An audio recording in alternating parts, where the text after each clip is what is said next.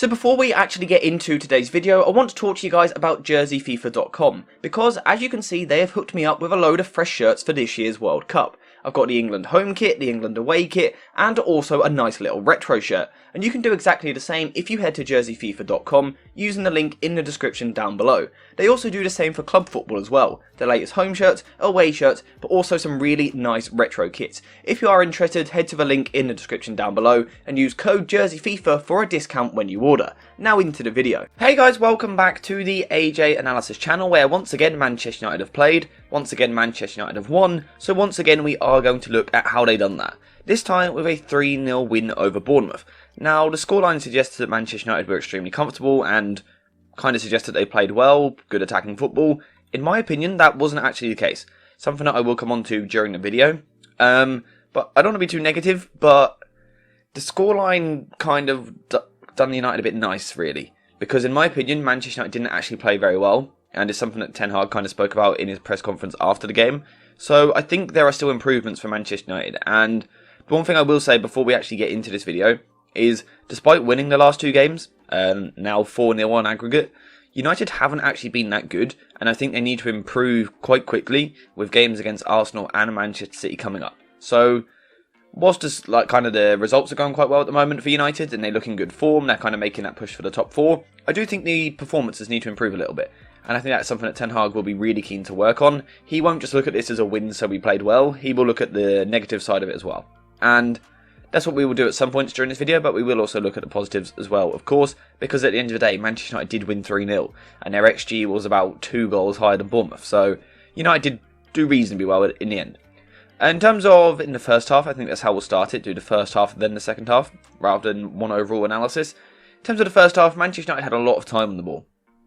Bournemouth, kind of in this 4-4-2 shape, had very little interest in putting pressure high up the pitch. Both Solanke and Billing often dropping off quite early, quite deep, quite early, which meant that the likes of Victor Lindelof and Harry Maguire could kind of step forward with the ball, and it allowed United to dominate possession for the first half, and particularly about 35 minutes in, United were on about 70% possession, kind of highlighting the control that they had. Now, if you are a regular viewer on the channel, you will know that Manchester United probably didn't use this shape to build possession against the front two, because we know that when you build possession with two centre-backs against the front two, it's quite difficult. What we often saw United doing was instead using Luke Shaw a little bit deeper. Now, I'll come on to something about that in a bit, because he does get further forward eventually, but he was actually often playing a little bit deeper at times. With Rashford then on the left wing, Eriksen into this pocket here, Casemiro playing as a solo pivot, Van der Beek in this pocket here, Fernandes coming inside, and then Wan-Bissaka pushing forward. And this was kind of Manchester United's main shape during the first half of the game, sort of a 3-1-5-1 sort of shape. Bit of an unusual formation, but it allowed United to take control, because with this back four here of Luke Shaw, Lindelof, Maguire and Casemiro, it allowed them to outnumber Solanke and Billing. So even the occasions that they did try and press, United had this 4 vs 2 situation going on, which meant that they could get the ball out and then try and play forward. And it meant that Casemiro had plenty of touches on the ball, and we know that when that happens, United tend to take control. From here though, for the first half, things were really difficult for United, and there was a lack of flow to the team, and it was because of this. One, Bournemouth played with a really narrow shape, so whilst we've got them in a 4-4-2 here with wide wingers, that was not at all how they defended. Both Anthony and Christie came really narrow defensively. So what we can see now is that United are going to struggle to make the overload here, because you've got Casemiro, Eriksen, Van der Beek and Fernandes against essentially almost 4 central midfielders. That's how narrow the wingers were. So it made it quite difficult for United to get the overloads going in this area. Martial had a quiet game. He couldn't really find the space in these areas because the midfield was so packed. So kind of the situations where he was getting the ball was when he was dropping out wide into these areas. But Manchester United just found it really, really difficult, because Bournemouth were very compact and United lacked width. I talk about it all the time. Width is the key to break teams down. Manchester United lacked it in this game. One of the reasons for that was because Bruno Fernandes was forced to play on the right wing, with both Sancho and Anthony out of the team. But when Bruno Fernandes plays right wing, he doesn't really play right wing. So he was often coming really narrow, even popping up on the left-hand side at times, coming really central, which left Wan-Bissaka kind of as the out ball on this side. Now, Wan-Bissaka's been playing well recently. However, he isn't a player really who's going to get the ball in this area, take on Kelly, beat his man, and then whip across into the box, or get to the byline and play a cutback. That isn't really his game. So he done okay again, but it's not the same as having like Anthony down that side. Of course, it's a completely different threat. On the left-hand side, Marcus Rashford, again, a little bit of a quiet game, actually. Rashford struggled to get into this game as much as what he has in recent games. Yes, he did get his goal, but I don't actually think he had his best performance in recent times. But what we did still see, more so in the second half, which we'll come on to, was he's still very dangerous.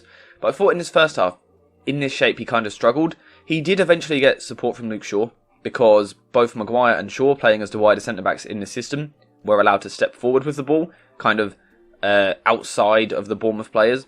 So we did see Shaw initially kind of in this back three, up against the two, but then Shaw would carry the ball forward down this side of the pitch, and then United almost naturally changed back into a more normal shape as Shaw is able to get forward. And for me, the problem was just that Manchester United were too one-side heavy. Van der Beek was coming into these areas, Bruno Fernandes was coming narrow, Martial was coming across. A lot of the time, the only width down the right-hand side was Aaron Wan-Bissaka, and the problem is when you crowd the left-hand side like this, is you take away a lot of the threat of someone like Rashford. Now, we all know how good Rashford's been so far this season, but a lot of his weapon is his pace and his quick dribbling. When you put, 4 opposition players around him, because you're almost dragging players to him, it makes it a lot more difficult for him to be effective, and Manchester United really struggled with that in the first half. And in general, I don't think it was a great performance from the team. I thought the one player who played really well was Luke Shaw, and Casemiro as well, to be fair. Luke Shaw in particular is really just growing and growing into this team, into this system, into what Ten Hag asks of him. Of course, in recent weeks he's been playing as a centre-back. I've got a video on that which you can check out on the channel, and I actually really recommend you check it out because it's got some really good reviews. You guys have been reacting really well to it, so if you haven't watched it, make sure to go watch it. I'll link it in the description or up there on the screen somewhere, something like that. But Shaw is really becoming a pivotal part of this Manchester United side. The way that he progresses the ball, and in this game, let me just find the stat, 118 touches. That's a lot of touches. That's what we associate with teams more like Manchester City and João Cancelo. This is a sign of what Manchester United and Erik ten Hag are trying to do. And Luke Shaw was absolutely brilliant, but United did struggle. They did go into half-time with the lead, 1-0 up, thanks to a brilliant Casemiro goal from a Christian Eriksen set-piece, but United still weren't very good, and there were changes in the second half. So the main change that we saw in the second half from Manchester United was actually forced at the end of the first half, with Donny van der Beek going off with what looked like quite a bad injury. Hopefully it's not too bad. This saw Garnacho come into the team, meaning that he went to the left wing, Marcus Rashford went to the right wing, and Bruno Fernandes kind of played in this attacking midfielder position just behind Anthony Martial. And this was the setup for the second half, where in the second half I did feel that United used a slightly different shape. At times it felt a bit more like a 2-3. Bit more like this, more of a 2-3-4-1 at times. And what we saw in the second half was a lack of control, but more attacking threat. So Manchester United seemed to sacrifice some of that possession. Like I said, they had 70% possession around the 30th minute. That did decline as the game went on. However, what it's done was it kind of invited Bournemouth onto him, because to be fair, Bournemouth now were looking to press much higher up the pitch, with Billings, Solanke, but also Christie getting up on the fullback on one side, Anthony on the other side, and we did see a more intense game plan from Bournemouth. But the problem is, when you play against this Manchester United team, if you press them and get it wrong, United can really hurt you. And especially now that they had greater width, with 2 wingers on the pitch in Garnacho and Rashford, Manchester United, like I said, they lacked control now because they were being pressed much more. But for me, they looked far more dangerous, because suddenly we could see Bruno Fernandes getting in these pockets behind the Bournemouth midfield. But importantly, there was now width. There was runners either side. Whether it's Garnacho down the left wing or Rashford down the right wing, they were constantly looking to get at this Bournemouth defence. What I also enjoyed was that we saw them swapping at times. At times Rashford would go over to the left and Garnacho on the right, and I thought that made United far better, giving Bruno Fernandes kind of that position in the middle of the pitch, letting him really get involved and dictate the game, with runners either side of him. We saw it for Portugal at the World Cup. As soon as you get runners around Bruno Fernandes, his game goes to a different level. I didn't think he was that great in the first half, and a little bit sloppy at times. In the second half, he looked much improved, and like I said, Manchester United instantly improved massively. However, despite that, they still weren't very good, and Bournemouth did have chances. Bournemouth did carry a threat, and the way that they carried a threat was by playing through the Manchester United press. Now, when Manchester United press, we kind of know how they like to do it now. Martial tends to sit between the 2 centre-backs, trying to split them. One of the wingers will be on a full-back. Typically, the right winger will match up with the full-back, and the left winger will play in between the centre-back and the full-back. Kind of in this sort of position here.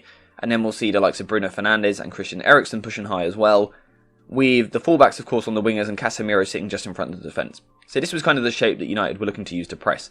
However, what Bournemouth done well was dragged Rashford in, or at times Garnacho when he was on this side, but dragging him in and then getting the pass either over him from the goalkeeper or through them or round them.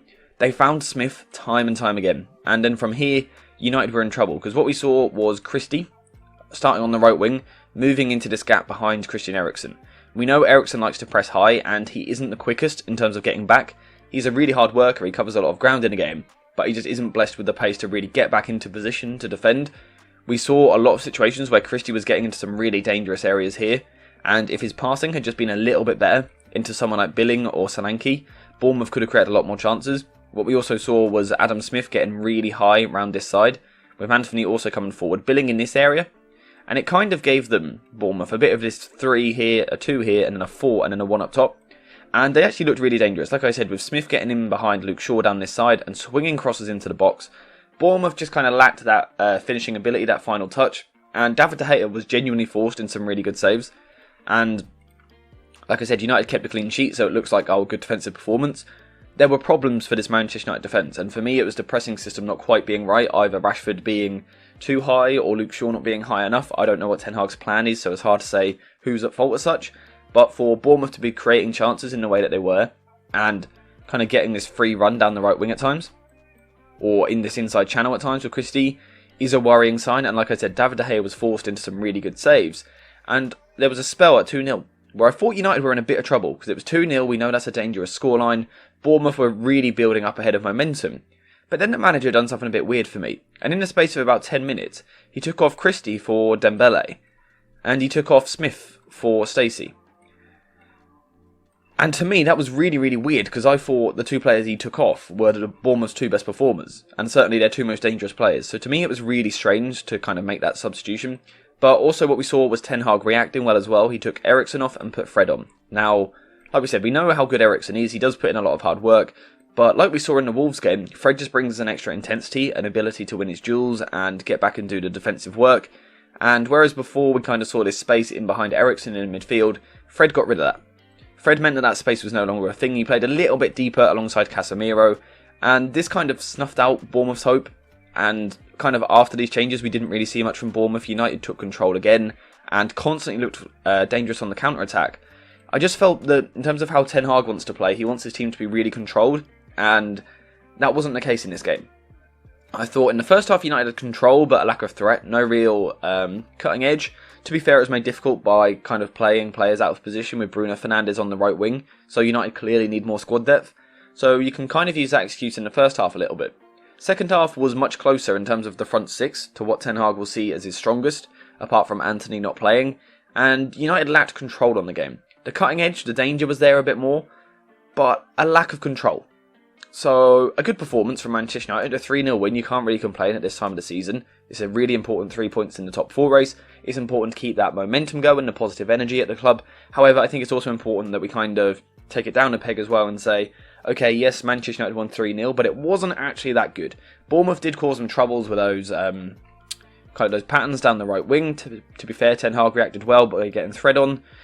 But I just think United need to improve a little bit more moving forward. But fortunately for them, the performances of Luke Shaw, Casemiro, Marcus Rashford were enough in this game to secure the win. An important 3-0 win and an important 3 points. So yeah, that's all I've really got to say for today's video. It weren't perfect, but it was enough. So that is all you can really ask for as a Manchester United fan. So yeah, let me know what you think in the comments down below though. Which players impressed you? Which players disappointed you? Did you think there was a system error? Is that why Manchester United weren't quite at it? Or was it a player intensity issue? Let me know what you think in the comments down below. Thank you guys for watching. I hope you have enjoyed the video. And as always, I will see you in the next one.